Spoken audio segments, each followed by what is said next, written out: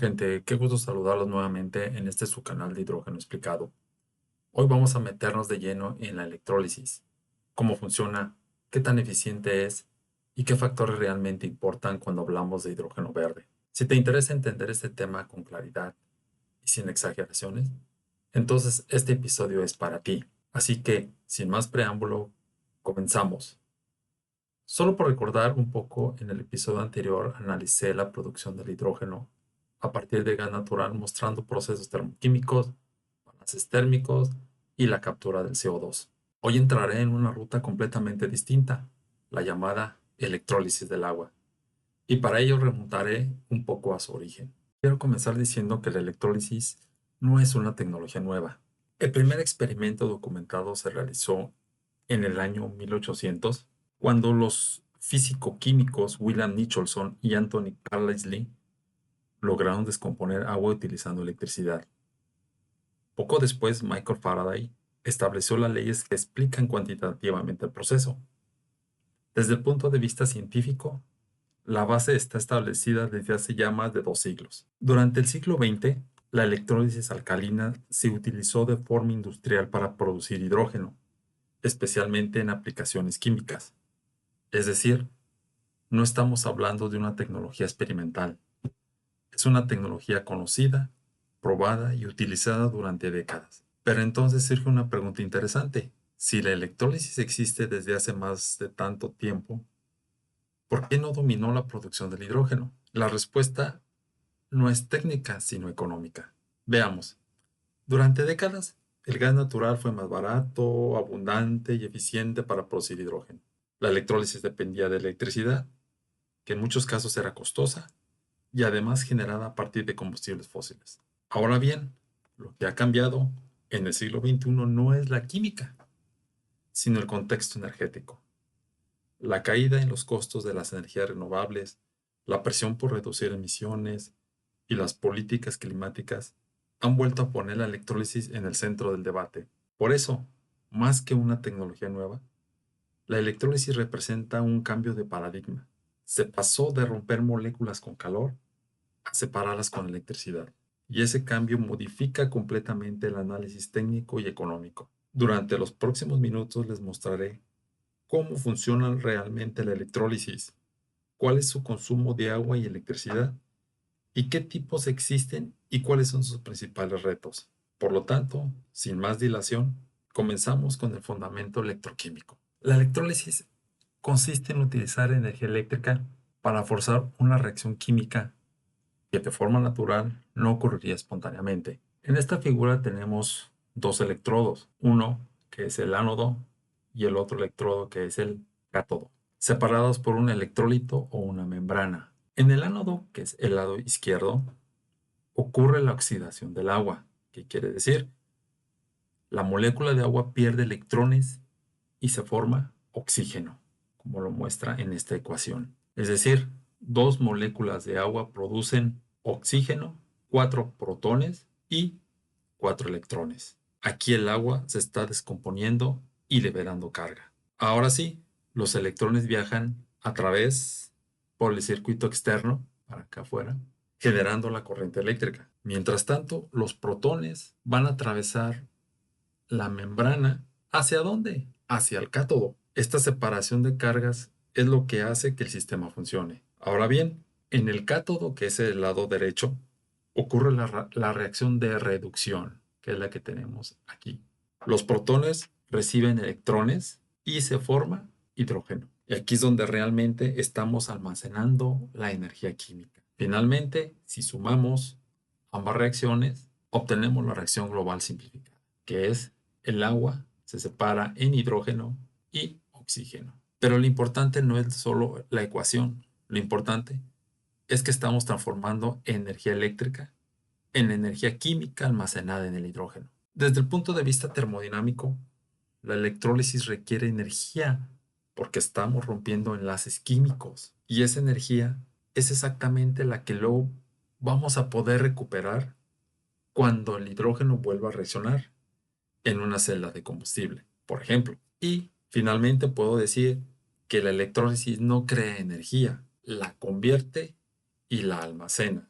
Eso en base al principio de la primera ley de la termodinámica. Ahora vamos a hablar de algo que suele generar mucha confusión, la eficiencia en la electrólisis. Cuando hablamos de eficiencia nos referimos a cuánta energía química almacenada en el hidrógeno obtenemos por cada unidad de energía eléctrica que consumimos, y se representa por esta pequeña ecuación. Es decir, estamos comparando energía química producida contra energía eléctrica utilizada. Pero surge una pregunta fundamental. ¿Qué energía química del hidrógeno estamos tomando como referencia? Porque el hidrógeno tiene dos formas habituales de expresarse energéticamente. Una como el poder calorífico superior y otra con el poder calorífico inferior. El poder calorífico superior, o por sus siglas en inglés HHV, incluye el calor de condensación del vapor de agua producido en la reacción. Para el hidrógeno, ese valor es aproximadamente de 39.4 kilovatios hora por kilogramos. Por eso, cuando se usa el poder calorífico superior, la eficiencia aparente es mayor. Por otro lado, el poder calorífico inferior, o sus siglas en inglés LHV, no incluye ese calor de condensación. En ese caso, el valor energético del hidrógeno es de aproximadamente 33.3 kWh o kilovatio por kilogramo. Este enfoque es más conservador y es común en análisis energéticos comparativos. Veamos un ejemplo sencillo. Si un electrolizador consume 50 kilovatios hora por kilogramo de hidrógeno y queremos obtener su eficiencia utilizando el valor del poder calorífico superior, entonces vamos a tener que la eficiencia es del 79%. Ahora bien, si calculamos la eficiencia usando el poder calorífico inferior, entonces la eficiencia baja al 67%. Es la misma máquina, no ha cambiado nada físicamente, pero la eficiencia reportada cambia más de 10 puntos porcentuales. Por eso es fundamental saber siempre cuál es la base energética utilizada. En este curso utilizaré el poder calorífico inferior como referencia energética para todas las comparaciones, lo que va a garantizar consistencia metodológica y evitar distorsiones al comparar tecnologías. Es así pues que la eficiencia no es solo un número, es una relación que depende de cómo definimos la energía del hidrógeno. Continuamos. Cada vez que se habla de hidrógeno verde, aparece la misma pregunta, pero ¿cuánta agua se necesita? Y muchas veces la percepción es que estamos hablando de volúmenes enormes de agua, pero vamos a poner los números sobre la mesa. Si partimos de la reacción básica de la electrólisis, desde el punto de vista estequiométrico, producir 1 kilogramo de hidrógeno requeriría de al menos 9 litros de agua. Ese es el mínimo teórico, no es una estimación política ni comercial, es química pura. Pero en la práctica, ningún sistema opera en el mínimo teórico. Cuando consideramos purificación, pérdidas y consumos auxiliares, el valor real asciende típicamente hasta los 10 y 15 litros por kilogramo de hidrógeno. Es decir, el consumo real es ligeramente mayor, pero sigue siendo del mismo orden de magnitud. Ahora llevemos esto a una escala que tenga un sentido industrial. Veamos, por ejemplo, un electrolizador de 1 megawatt, de 1 megavatio, puede producir aproximadamente entre 18 y 23 kilogramos de hidrógeno por hora. Esto implica un consumo de agua ultra pura cercano a los 0.2 metros cúbicos por hora. Estamos hablando de 200 litros de agua por hora. Pero aquí viene el punto realmente importante. El impacto no depende solo del volumen consumido, sino de la fuente de agua utilizada. Por ejemplo, si se utiliza agua subterránea con sistemas de tratamientos eficientes, la recuperación puede superar el 98%. En este mismo caso, requeriríamos de 1.4 metros cúbicos de agua subterránea para producir 1 metro cúbico de agua ultrapura. Por otro lado, si se emplean aguas residuales tratadas, la recuperación suele estar entre el 90 y el 95%. Y aquí, la cantidad de agua residual tratada requerida para ese metro cúbico de agua ultrapura sería de 1.5 metros cúbicos. Y finalmente, en el caso del agua de mar, debido a la desalinización, la recuperación puede caer entre el 40 y el 50%, lo que implica mayores volúmenes de entrada, como se aprecia en este valor de 3.3 metros cúbicos de agua de mar por cada metro cúbico de agua ultrapura. Aquí es donde el diseño del proyecto marca la diferencia. En términos absolutos, la electrólisis no es un gran consumidor de agua comparado con otros sectores industriales o agrícolas. El problema no es cuánta agua se consume, sino dónde se instala y cómo se gestiona el recurso. En la mayoría de los casos, el agua no es el cuello de botella técnico del hidrógeno verde. El verdadero factor limitante sigue siendo la electricidad. El hidrógeno verde no compite por el agua en términos absolutos, compite por una gestión inteligente del recurso. Bien, hasta ahora hemos visto cuánta agua requiere la electrólisis, pero una cifra hilada no dice nada si no la ponemos en contexto. Por eso aquí propongo comparar el consumo de agua del hidrógeno con otros sectores productivos, y para ello voy a usar la comparación de hidrógeno, acero y trigo. Sin embargo, es importante entender primero algo fundamental. No estamos hablando de sectores que compiten directamente por el mismo recurso en la misma escala. Antes de comparar, es necesario separar correctamente los tipos de agua. En un análisis hídrico se distinguen tres categorías de agua. Primero, un agua azul, verde y gris. El agua azul es el agua superficial o subterránea consumida. El agua verde se trata de agua de lluvia almacenada en el suelo. Y el agua gris es el volumen teórico necesario para diluir contaminantes. Entonces, si no se diferencian estas categorías, se puede llegar a conclusiones equivocadas. Por ejemplo, en el caso del hidrógeno por electrólisis, se está hablando casi exclusivamente de agua azul. El mínimo estequiométrico es aproximadamente de 9 litros por kilogramo. En operación real, el consumo total suele estar entre los 20 y los 30 litros por kilogramo. No hay agua verde involucrada y el componente gris es prácticamente insignificante. Es un consumo directo, controlado y técnicamente gestionable. En cambio, en una planta integrada de acero, el consumo neto de agua azul puede oscilar entre los 3 y 5 litros por kilogramo de acero. Sin embargo, aquí existe una alta recirculación interna. Es importante diferenciar entre extracción y consumo neto. Esto muestra que sectores industriales tradicionales también requieren agua azul de forma significativa. Y finalmente, en el tercer bloque, ahora, cuando analizamos trigo a escala global, la huella hídrica total es mucho mayor, del orden de los 1.300 a los 2.000 litros por kilogramos. Pero aquí ocurre algo fundamental, y es que la mayor parte corresponde a agua verde, es decir, a lluvia. El componente azul depende de la región y del sistema de riego, y el componente gris está asociado a fertilizantes y escorrentía. Aquí vemos claramente que no es correcto comparar directamente 20 litros por kilogramo de hidrógeno con 1.500 litros por kilogramo de trigo sin separar categorías. No estamos comparando lo mismo. En términos absolutos, la electrólisis utiliza volúmenes relativamente pequeños de agua azul. El impacto depende más de la ubicación del proyecto que del proceso en sí. Por ejemplo, un proyecto de hidrógeno bien diseñado no se ubicaría en regiones con estrés hídrico crítico si depende de agua azul. Además, este puede integrarse con plantas de tratamiento, reutilización de aguas residuales o desalinización. Por lo tanto, el hidrógeno no es un gran consumidor hídrico comparado con sectores agrícolas. El hidrógeno verde no compite estructuralmente con la agricultura por el agua, compite en todo caso por una buena planificación territorial. Es así pues que el debate no es cuánta agua usa el hidrógeno, sino dónde se instala y qué tipo de agua utiliza. Además, el hidrógeno es un vector energético, el trigo es un alimento y el acero es un material estructural. Compararlos requiere entender su función dentro del sistema.